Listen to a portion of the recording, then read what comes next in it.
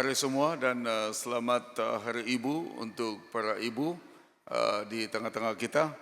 Dan kita bersyukur kepada Tuhan sekali lagi untuk kesempatan berada di dalam hadirat Tuhan. Kali ini suara saya lebih baik daripada sebelumnya dan itu berarti bahwa Tuhan mengizinkan untuk saya berbicara, menyampaikan kebenaran firman Tuhan. Saya tidak pasti kalau hari ini ada di antara bapak-bapak ataupun anak-anak yang telah memberikan janji kepada istri atau ibu-ibu sempena Hari Ibu. Apakah mungkin selepas kebaktian ini ataupun mungkin malam ini akan dibawa makan malam di beberapa tempat atau mungkin juga membelikan sesuatu. Saya teringat 2-3 hari yang lalu menerima panggilan daripada seorang kawan. Dia pergi ke Wisma Merdeka dan dia bertanya kepada seorang tukang jual emas. Mungkin dia mau beli hadiah untuk istrinya. Dan kebetulan Tauki Kadai itu kenal saya pula dan saya pun tidak tahu yang mana satu. Tetapi kerana dia anggota dalam kalangan jemaat di sini, tapi dia ada janji, kawan ini berjanji untuk membelikan sesuatu kepada istrinya. Dan saya tidak pasti kalau telah pun ditunaikan. Tetapi apapun keadaan ketika kita berjanji kepada seseorang, akan ada perkara-perkara penting yang akan mengikat kita di antara satu dengan yang lain.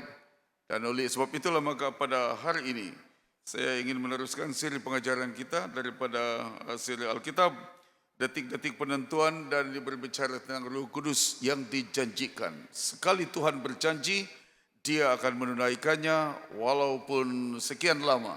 Sekali Tuhan berjanji, firman-Nya tidak akan berubah, hatinya tidak akan berubah, Dia akan tetap menunaikan apa yang Dia telah janjikan. Dan sekali Dia berjanji mengenai kedatangan Roh Kudus, pasti itu akan ditunaikan di tengah-tengah umat-Nya. Roh Kudus yang dijanjikan. Mari kita berdoa dulu. Bapa di surga, terima kasih sebab Tuhan hadir di sini di antara kami dan Tuhan siap sedia untuk berbicara kepada kami dalam keadaan yang tenang dan juga sederhana.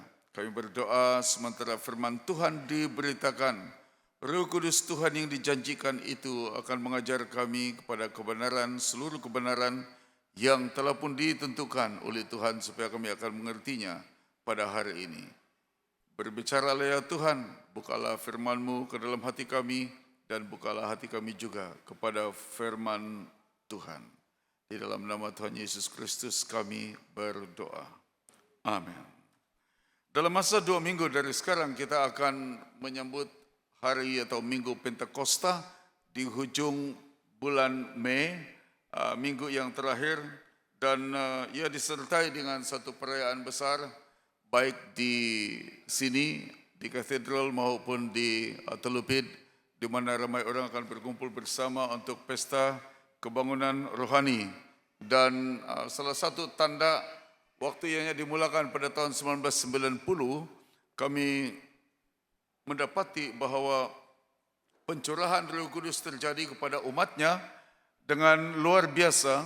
Daripada menuai padi, maka terjadi satu tuaian jiwa secara besar-besaran. Saya masih ingat perhimpunan pertama adalah 4.041 orang di Telupit yang berdaftar.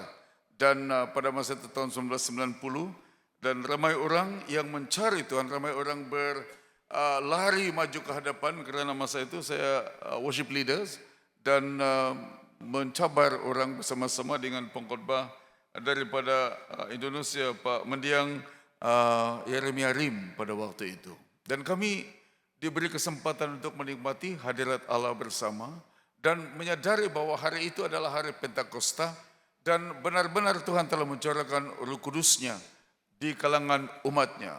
Pada waktu itu bila kita cabar orang maju ke hadapan, ternyata bahwa orang tidak berjalan teragak-agak, mereka berlari ke hadapan walaupun panas pada waktu itu kerana di tempat terbuka di PLBT. Tapi kita melihat bahwa bila ada pekerjaan Roh Kudus, bila ada hati untuk mengikuti Tuhan, kerana Tuhan yang bekerja, kerana Roh Kudus yang melakukan pekerjaannya, maka pasti apa yang mustahil dan tidak pernah kita pikirkan, itu pasti terjadi karena pekerjaan Tuhan. Kalau kita percaya, kalau kita benar mau mengikuti apa yang Tuhan kehendaki, apa yang kita tidak pernah pikirkan, sesuatu yang mustahil bagi kita, ternyata itu terjadi bersama-sama. Saudara-saudari yang dikasihi di dalam Tuhan Yesus Kristus, Roh Kudus ini adalah Roh Kudus yang menjadi apa yang saya panggil pemangkin, the catalyst atau kesinambungan kerajaan Allah. Kalau Roh Kudus tidak bekerja di dalam tengah-tengah kita atau mana-mana perhimpunan rohani, maka hati orang tidak akan terpaut kepada Tuhan. Tetapi sebagaimana Pentakosta yang pertama terjadi bahwa ada pekerjaan Roh Kudus, ada pencurahan Roh Kudus sebagaimana telah dijanjikan melalui para nabi sebelumnya, maka terjadilah satu pencurahan yang besar di mana ramai orang yang dahulu tidak mengenali Tuhan, tidak setia kepada Tuhan, ataupun mungkin suam-suam kuku tidak begitu mengikuti Tuhan. Akhirnya mereka mengalami pekerjaan Tuhan yang luar biasa. Dan mereka telah menikmati kebaikan Tuhan sebagai akibat daripada tindak balas mereka yang benar terhadap pekerjaan Tuhan. Oleh sebab itulah maka ketika Roh Kudus bekerja dan Anda terlibat di dalam seluruh pekerjaan Tuhan itu, Roh Kudus akan memperingatkan kita, menguatkan kita, dan memberkati kita, mendorong kita untuk meneruskan pekerjaan yang telah pun Tuhan Yesus tentukan untuk para muridnya dan gerejanya, supaya kerajaan Allah akan berterusan. Kalau Anda melihat statistik keluarga Anda, ataupun mungkin statistik di kampung Anda atau di bandar Anda, bagaimana perkembangan pekerjaan Tuhan berlaku. Bagaimana pada mulanya jumlahnya begitu besar, dan semakin sampai kepada keturunan selanjutnya, keadaan semakin lama semakin meruncing. Itu adalah karena ketidakterbukaan terhadap pimpinan Tuhan dan pimpinan Roh Kudus, sehingga Roh Kudus tidak dibenarkan bekerja dengan luar biasa di dalam kehidupan seseorang atau satu community. Kalau All Saints tidak terbuka kepada kebenaran firman Tuhan, saudara-saudari, 30 tahun akan datang, kita tidak pernah tahu siapa yang duduk di tempat duduk Anda pada waktu ini. Anda dan beberapa orang mungkin akan dipanggil Tuhan, dan tidak ada mengambil tempat Anda. Tidak ada tempat di mana orang lain diberikan kesempatan untuk duduk dan menggantikan tempat Anda sekurang-kurangnya. Generasi muda semakin lama semakin jauh daripada Tuhan dan tidak diberikan bimbingan sebagaimana sepatutnya. Dan mereka semakin lama semakin tidak berminat terhadap pekerjaan Tuhan. Saudara, tahun 1994, saya diberi kesempatan untuk berada di England untuk pertama kali. Dan pada waktu itu saya melihat bagaimana keadaan gereja semakin lama, anak-anak muda tidak ada lagi di sana. Kami berada di situ untuk suatu perkemahan besar, dan daripada 80 buah negara, dan ada 2 orang kami wakil daripada negara Malaysia berada di situ dan perhatikan keadaan dalam satu perhimpunan yang diadakan di satu tempat. Saya bertanya kepada pemimpin gereja, apa yang kamu buat terhadap anak-anak muda?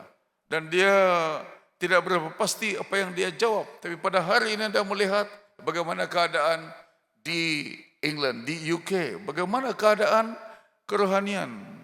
Kebanyakan daripada datuk bandarnya bukan lagi orang Kristen, tapi agama lain. Lihat Perdana Menterinya bukan lagi orang putih, tetapi daripada tempat yang lain, daripada agama lain. Saudara-saudari, seluruh community gereja Anglikan sedunia terguncang dengan perkara-perkara yang tidak menyenangkan hati Tuhan. Waktu-waktu ini kami berada di Afrika dan menyaksikan bagaimana satu kelompok orang yang mau setia kepada Alkitab. Tetapi apa yang berlaku? Ada satu tantangan yang luar biasa, karena masing-masing mau menegakkan kebenaran teologi masing-masing, pemikiran masing-masing, dan tidak merujuk kembali kepada apa Alkitab kata. Saudara yang dikasihi di dalam Tuhan Yesus Kristus, mengapa saya katakan demikian? Sebab Kita mau melihat perkembangan-perkembangan yang terjadi di tempat lain dan bandingkan dengan keadaan di dalam gereja di mana kita berada pada masa kini. Bandingkan dengan keadaan di dalam keluarga Anda. Di mana anak-anak Anda pada hari Minggu misalnya. Apakah mereka berada di sini atau berada di tempat lain? Apa kegiatan mereka sepanjang minggu? Apakah mereka mengikuti Tuhan atau asyik dengan perkara-perkara tersendiri yang mungkin tidak menyenangkan hati Tuhan? Saudara yang dikasihi di dalam Tuhan Yesus Kristus, ini semua kita memerlukan pimpinan dan kekuatan Roh Kudus supaya gereja akan terus-menerus berada di dalam landasan yang betul. Karena Roh Kudus ini bukan suatu pengaruh semata-mata, bukan suatu ideologi semata-mata. Roh Kudus ini adalah pribadi yang bekerja. Pribadi yang melakukan pekerjaan sama seperti kita. Ada oknum, bukan angin, bukan air, bukan berita, bukan apa yang lain.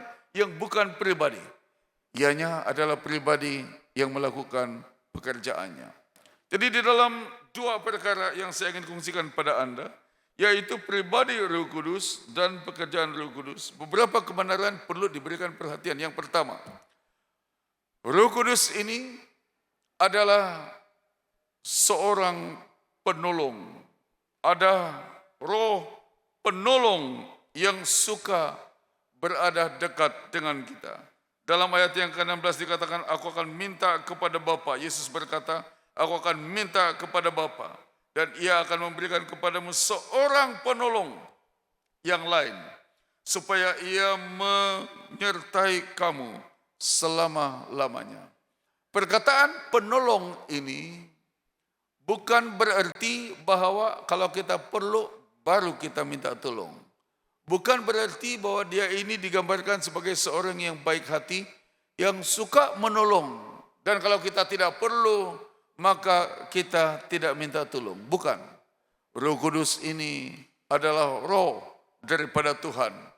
Pribadi yang sentiasa berjaga-jaga melihat keperluan kita untuk ditolong. Maksudnya adalah ketika saudara dan saya tidak mampu untuk melakukan sesuatu yang sepatutnya berkenan kepada Tuhan, maka kita memerlukan penolong ini, Roh Kudus ini, untuk mengupayakan kita, untuk memberikan kita kuasa untuk hidup sebagai orang yang memerlukan pertolongan untuk menyenangkan hati Tuhan. Kalau tidak ada Roh Kudus ini, berarti bahwa kita tidak akan mampu untuk hidup menyenangkan hati Tuhan, hidup sebagai orang Kristen yang menyenangkan hati Tuhan. Ayat yang ke-17 dan daripada pasal 16 ayat 13, Roh Kudus ini adalah juga dipanggil roh kebenaran.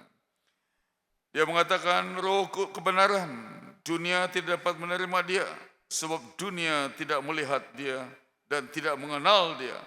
Tapi kamu mengenal dia sebab ia menyertai kamu dan akan diam di dalam kamu. Pasal yang ke-16 ayat 13, apabila ia datang, yaitu roh kebenaran, ia akan memimpin kamu ke dalam seluruh kebenaran. Perkataan kebenaran di sini berbicara tentang seluruh kebenaran yang dicari oleh manusia. Seluruh kebenaran ini adalah kebenaran yang hanya satu, terdapat di dalam Yesus Kristus. Kita perlu mengetahui seluruh kebenaran yang terdapat di dalam Tuhan, tapi hanya apabila Roh Kudus menyatakannya baru kita akan mengenal dan mengetahuinya.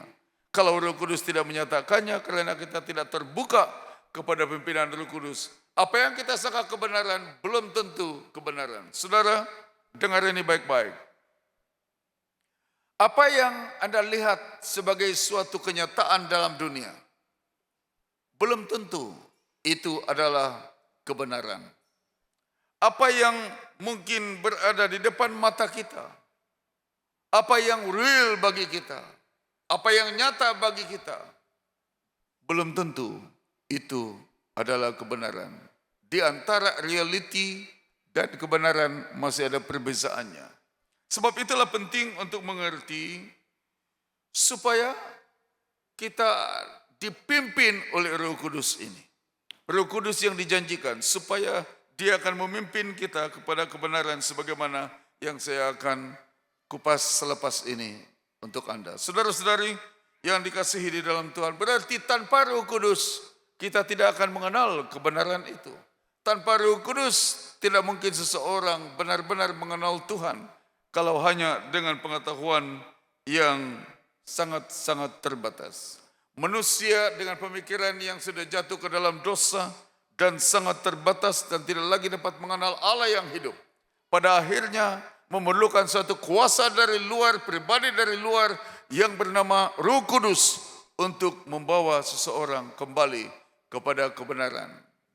Salah satu perkara yang dibahaskan dalam hal mencari atau mengenal Allah adalah apabila seseorang mau mengenal Tuhan, dia hanya boleh mengenal Tuhan melalui penyataan dari atas, penyataan daripada Tuhan sendiri mengenai siapa Dia. Tapi ada satu teologi lain yang dipanggil teologi alamiah yang mengusahakan sesuatu mencari mengenal Tuhan tanpa pertolongan daripada Tuhan. Mereka fikir bahwa itu adalah sesuatu yang boleh digunakan sebagai jalan untuk mengenal Tuhan. Saudara-saudari, dengan kejatuhan manusia, dengan keterbatasan manusia, dengan kecemaran pemikiran manusia, maka tidak mungkin seseorang dapat mengenal Tuhan tanpa penyataan daripada Tuhan melalui kuat kuasa Roh Kudus sendiri. Oleh yang demikian, maka penting untuk mengenal roh kebenaran ini. Yang ketiga, roh ini, pribadi Roh Kudus dipanggil roh penghibur. Ada perbezaan istilah Alkitab dengan roh penghibur dengan atis-atis penghibur. Kadang-kadang kita dengar dengan hormat artis-artis menyanyi dan kita gelar mereka penghibur. Ada yang pelawak, ada yang membawa kita tertawa untuk satu ketika. Tetapi bila mendengar lagu-lagu yang dinyanyikan, misalnya Putus Sudah Kasih Sayang, Januari, Angin, dan Anda terasa ada sesuatu pengalaman lain yang menyebabkan Anda terasa saya seperti sebahagian daripada pengalaman itu. Bagi Anda yang mungkin datang daripada jauh, negara jiran, dan orang menyanyi lagu Angin. Angin itu bukan kentut. Angin. Saya melihat lirik lagu itu. Dia kecil hati, sebab ada berita, orang yang dia suka, sudah suka dengan orang lain. Dan orang mulai merasa sedih. Bila orang menyanyi, kita rasa macam terhibur, tapi sebenarnya makin lama makin sedih. Karena pengalaman kita sama dengan pengalaman orang yang menyatakan pengalaman melalui nyanyian. Saudara, tetapi bila dikatakan mengenai penghibur atau Roh Kudus, bahasa Yunani untuk penghibur adalah Parakletos. Parakletos adalah seorang pribadi yang bukan jauh daripada kita, bukan mengambil alih tempat kita dan semua masalah kita. Tetapi Parakletos ini berarti bahwa berarti dia sedang berada side by side bersama dengan kita. Dan bila kita ada masalah, bila kita ada kesulitan yang sukar untuk diselesaikan, dia akan berganding dengan kita, mengangkat kesulitan-kesulitan kita, supaya kita tidak menanggungnya sendiri. Seorang penghibur, seorang penolong, Parakletos seperti Roh Kudus ini, bukan mengambil alih tempat kita dan menjadikan Anda senang begitu saja. Tidak, dia akan datang bersama dengan Anda dan menanggung beban bersama dengan Anda dan menguatkan Anda bersama-sama. Dengan kata lain, kita tetap bertanggung jawab untuk perkara-perkara yang kita lalui. Saudara yang dikasihi di dalam Tuhan, sebab itu Yesus berkata, aku akan minta pada Bapakku mengirimkan penghibur ini, roh penghibur ini, yaitu Roh Kudus yang akan diutus Bapakku dalam namaku. Dia akan mengajarkan segala sesuatu kepadamu. Apakah Anda terasa sendirian? Apakah Anda merasa seperti ditinggalkan oleh kawan-kawan dan orang lain? Pada waktu Anda senang, ramai kawan-kawan mungkin datang. Bila Anda sudah susah, tengok kiri dan kanan meminta bantuan, tidak seorang pun kawan kembali kepada Anda. Dan Anda sangat merasa putus asa. Tunggu. Mungkinkah pada waktu seperti begitu, para kaleo atau Roh Kudus penolong ini, penghibur ini akan datang untuk menguatkan Anda. Asalkan Anda terbuka kepada pimpinan Roh Kudus ini. Ini janji Tuhan Yesus kepada kita bahwa Roh Kudus akan diutus kepada kita. Apakah pekerjaan Roh Kudus ini? Apakah yang dia akan lakukan? Yang pertama, dia akan mendiami kita. Dia tinggal di dalam kita. Setiap orang yang sudah terima Tuhan Yesus Kristus, dia sudah ada Roh Kudus di dalamnya. Setiap orang yang sudah menerima Yesus Kristus sebagai Tuhan dan penyelamatnya, maka orang itu, jemaat itu, sekurang-kurangnya diberikan satu karunia untuk melayani, satu karunia Roh Kudus. Sebab itu penting untuk memelihara kekudusan di dalam kehidupan kita. Sebab yang tinggal di dalam kita itu sebagai orang Kristen adalah Roh Kudus. Roh Kudus ini adalah roh yang kudus, yang tidak boleh dicemari dengan menyalahgunakan tubuh kita. Saudara-saudara yang dikasihi dalam Tuhan, 1 Korintus pasal yang ke-6 ayat yang ke-19, 1 Korintus pasal 6 ayat 19 berbunyi, atau tidak tahukah kamu bahwa tubuhmu adalah bait Roh Kudus atau tempat tinggal Roh Kudus yang diam di dalam kamu, Roh Kudus yang kamu peroleh dari Allah, dan bahwa kamu bukan milik kamu sendiri? Tidak tahukah kamu bahwa kamu adalah bait Roh Kudus, tempat tinggal Roh Kudus? Anda tempat tinggal Roh Allah yang kudus itu. Karena dia suka diam di dalam kita, sebagaimana Yesus Kristus diam di dalam kita, maka saudara dan saya harus hidup kudus dan jangan mencemarkan tubuh kita yang adalah milik Tuhan. Saudara, jaga bait Allah. Apakah yang Anda pikirkan di pikiran Anda? Apakah yang Anda telah gunakan tubuh Anda untuk apa selama ini? Jaga kekudusan tubuh Anda, karena di dalamnya ada Roh Kudus yang tinggal, menguasai dan mengupayakan. Saudara, dia mendiami kita. Dalam ayat yang ke-23 dikatakan, jika seorang mengasihi aku, ia akan menuruti firman-Ku, dan Bapa-Ku akan mengasihi dia, dan kami akan datang kepadanya dan diam bersama-sama dengan dia. Sekali lagi ditekankan bahwa Roh Kudus itu mendiami kita. Dan bila dia diam di antara kita, berarti bahwa dia berkenan kepada kita. Dan sepatutnya kita menjaga kekudusan kita dengan menuruti kebenaran firman Tuhan. Dan dengan kata lain, kita akan dikasihi oleh Bapa di surga. Ada satu pengalaman yang dekat di antara satu dengan yang lain. Saudara, bukan itu sahaja. Roh Kudus ini mengajar kita dalam ayat 26. Roh Kudus yang akan diutus oleh Bapa dalam namaku, dialah yang akan mengajarkan segala sesuatu kepadamu dan akan mengingat kamu akan semua yang telah kukatakan kepadamu. Saya mendengar satu kepentingan untuk menyatakan, mendeklarasikan, dan meyakinkan. Perkataan mengajar di sini bercakap tentang meyakinkan seseorang terhadap suatu kebenaran. Roh Kudus sahaja yang boleh melakukan itu. Pekerjaan Roh Kudus saja yang boleh mewujudkan satu perkara di mana seseorang benar-benar diyakinkan untuk percaya. Masalah hari ini Karena ramai orang tahu mengenai Alkitab, ramai orang tahu mengenai Tuhan, tetapi mereka tidak percaya dengan sepenuh hati siapakah Tuhan itu. Kalau yang mereka boleh lihat saja, mereka susah untuk percaya. Apalagi Allah yang mereka tidak lihat, memang sukar untuk mereka percaya. Tapi saudara-saudara yang dikasihi dalam Tuhan, inilah ujiannya.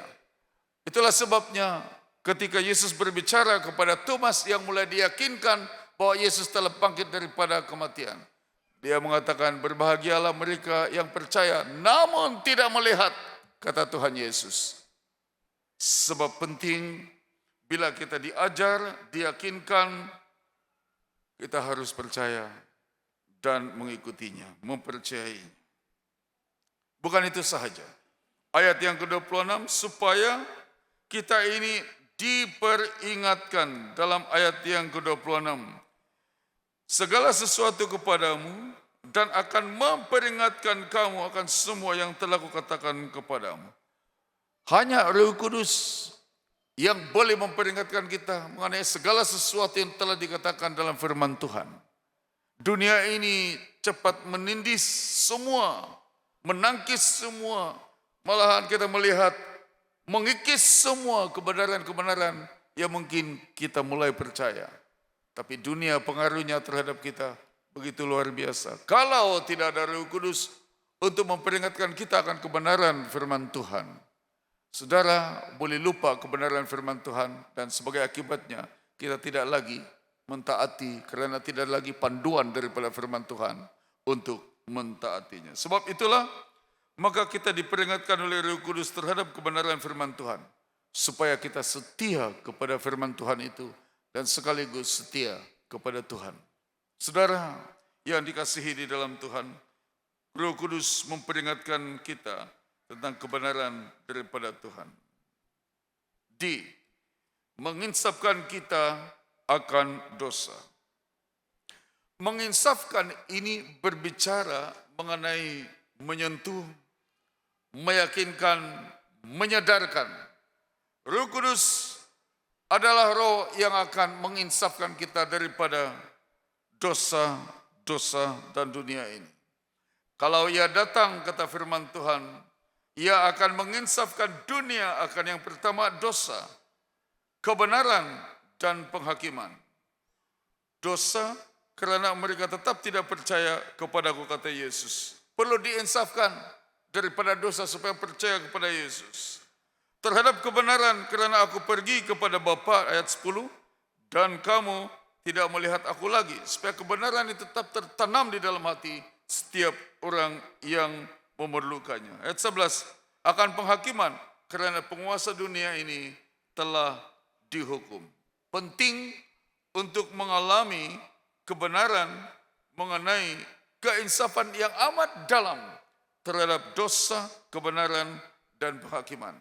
Kalau kita tidak melihat kebenaran itu, maka kekristenan kita akan menjadi satu kekristenan yang tidak teguh, tidak kuat. Hanya orang yang tersentuh bahagian yang paling dalam jiwanya untuk mengerti kehendak Tuhan, mereka akan kembali kepada Tuhan. Kalau hanya alang-alang, hanya tahu di kepala tapi hati tidak tersentuh, seseorang masih lagi jauh dan melarikan diri daripada Tuhan karena ada banyak pilihan-pilihan yang mungkin akan memenuhi pikiran kita. Tapi kalau jiwa kita telah disentuh dengan kebenaran firman Tuhan, oleh kuat kuasa Roh Kudus, maka kita akan tetap terasa akan kebaikan dan anugerah Tuhan. Saudara, bukan sahaja itu. Roh Kudus ini memimpin kita kepada kebenaran. Memimpin kepada kebenaran berarti bahwa hanya ada satu kebenaran di dalam Yesus Kristus. Setiap kali kita telah diyakinkan, disentuh oleh Tuhan, itu akan memimpin kita kepada Yesus Kristus yang telah membuat pengakuan penting, akulah jalan, kebenaran, dan hidup. Berarti bahwa setiap pengalaman rohani yang kita ada, pusatnya hanyalah kepada Yesus Kristus. Di dalam kelas pemuridan, Mereka yang akan diminta untuk menulis kesaksian mereka. Banyak cerita. Ramai orang boleh membuat peringatan penting mengenai cara mereka bertobat. Reban Ruji yang memimpin pemuridan dalam kalangan para pemimpin Anda menunggu-nunggu setiap kali ada masa kesaksian. Ada cerita yang menarik, ada cerita yang dramatik mengenai kehidupan mereka, bagaimana bertemu dengan Tuhan Yesus. Tetapi apa yang ditunggu adalah pengakuan mengenai siapa Yesus itu. Dan itu yang seringkali mungkin terlepas pandang, mungkin terlupa, mungkin tidak diberikan perhatian khusus. Ramai orang boleh mengungsikan betapa dramatiknya pengalaman mereka dalam satu perhimpunan. Tetapi di penghujung daripada semuanya, tidak ada pengakuan siapa Yesus itu yang sebenarnya dalam kehidupan mereka. Saudara, Roh Kudus bertanggung jawab untuk membawa Anda, memimpin Anda kepada kebenaran, kepada pengakuan siapa Yesus itu sebenarnya. Yang terakhir, pekerjaan Roh Kudus adalah memuliakan Tuhan Yesus. Bagi Anda yang mungkin terdedah dengan pekerjaan Roh Kudus, sama ada di gereja ini ataupun di gereja tempat lain, atau di YouTube atau di tempat mana-mana Anda mengikutinya. Ada banyak jenis orang yang akan membawa manifestasi pekerjaan Roh Kudus. Ada yang berbahasa roh, ada yang penuh dengan semangat, ada yang penuh dengan karunia, ada yang penuh dengan cadangan-cadangan, ada yang penuh dengan idea-idea bagaimana mereka harus melayani Tuhan dan sebagainya. Dan kalau kita tidak berhati-hati, seperti ada sesuatu gerakan lain yang mungkin menakutkan, yaitu ada semangat, ada keupayaan, ada keinginan, tetapi untuk siapa? Hanya untuk melaksanakan suatu program, atau pada akhirnya memuliakan Tuhan Yesus. Bagaimanakah seseorang yang berada di dalam pimpinan Roh Kudus langsung tidak mengakui ketuhanan Yesus Kristus? Saudara, penting untuk mengakui siapa Yesus Kristus, karena kalau kita benar-benar dipenuhi oleh Roh Kudus, salah satu pekerjaan Roh Kudus dalam kehidupan kita adalah memuliakan Tuhan Yesus Kristus. Segalanya hanya untuk kemuliaan Tuhan. Jadi 2 minggu daripada sekarang kita akan merayakan hari Pentakosta. Ini adalah persiapan untuk Anda. Minggu hadapan juga ada persiapan untuk Anda daripada Yohanes pasal yang ke-17. Saudara, Roh Kudus yang dijanjikan ini adalah Roh Kudus yang mengupayakan, empower, memberikan kekuatan baru kepada orang percaya, mengarahkan orang percaya, dan menggerakkan misi Allah. Kalau sebuah gereja dipenuhi oleh Roh Kudus, jemaatnya akan mencari mereka yang belum kenal Tuhan dengan sungguh-sungguh. Mereka tidak hanya selisah dalam kalangan mereka. Selepas ini mungkin ada pengumuman untuk mengucapkan selamat datang kepada orang-orang baru sebagai pelawat. Setiap kali Anda melihat seorang pelawat, satu jiwa masuk bersama dengan kita, bagaimana perasaan Anda? Apakah langsung tidak rasa apa-apa? Oh, biarlah dia datang sendiri dan sebagainya. Atau ada yang merasa terancam bila ada orang baru datang? Atau langsung tidak suka kalau ada orang lain datang? Saudara, gereja wujud untuk kepentingan mereka yang bukan anggota di sini, tapi di luar sana. Karena kita ini bertanggung jawab untuk membawa mereka kembali kepada Tuhan. Gereja wajib mengalami pekerjaan Roh Kudus. Anda dan saya wajib mengalami pekerjaan Roh Kudus itu sendiri. Kalau Anda dan saya gagal mengalami pekerjaan Roh Kudus, maka kehidupan kita tidak akan menyenangkan hati Tuhan. Jadi berhati-hati, berjaga-jaga, nantikan pekerjaan Roh Kudus dalam kehidupan Anda, dan diizinkan Tuhan sendiri yang akan memimpin Anda untuk kemuliaan-Nya. Mari kita berdoa. Bapa di surga, terima kasih sebab Engkau telah berbicara melalui firman. Roh Kudus yang dijanjikan adalah pribadi dan punya pekerjaan di antara kami. Kami berdoa supaya hati kami terbuka dan bersiap sedia untuk kedatangan Roh Kudus, dan hati kami juga akan tetap mentaati kehendak-Mu. Dalam nama Tuhan Yesus Kristus kami berdoa. Amin.